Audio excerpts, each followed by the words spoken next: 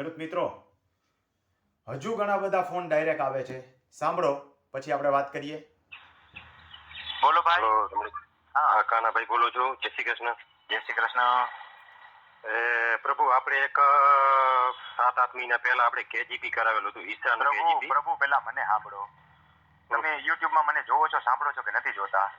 150 થી 200 વિડિયા જોયેલા છે સર, અને 3 ચેનલ સબસ્ક્રાઇબ કરેલી છે. ડાયરેક્ટ શું કામ ફોન કરો છો? એમાં એટલું નથી. ખેડૂત મિત્રો, જો આટલા બધા ઓડિયા મારા જોયેલા હોય ને 150 ઓડિયા, તો એને ખબર જ હોય ડાયરેક્ટ ફોન ન કરાય, નંબર બ્લોક થઈ જાય એમ. પણ માણસો ખોટું બોલે, એને એ નથી ખબર પડતી કોની સામે ખોટું બોલીએ છીએ. હજી જાતા નહીં, હજી આવા બીજા 2-4 નમૂના છે, એને સાંભળતા જાઓ. હાલો. હલો, બોલો ભાઈ. રમણીકભાઈ સાહેબ બોલો. હા, બોલું છું. એક જમીનની જફા છે. જમીનની જફા છે, પણ તમે મારી યારે જફા શું કામ કરો છો? તમે શેમાંથી મારો નંબર લીધો પેલા? યુટ્યુબ માંથી સાહેબ. તો હવે મારે રોવું પડશે. હું હમણાં રોવા માંડી જઈશ.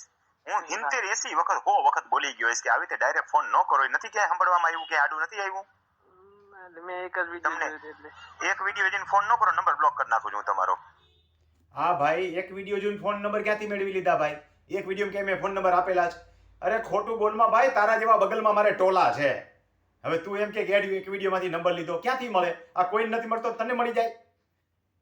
મૂરખ બનાવવા નીકળા છો આવ.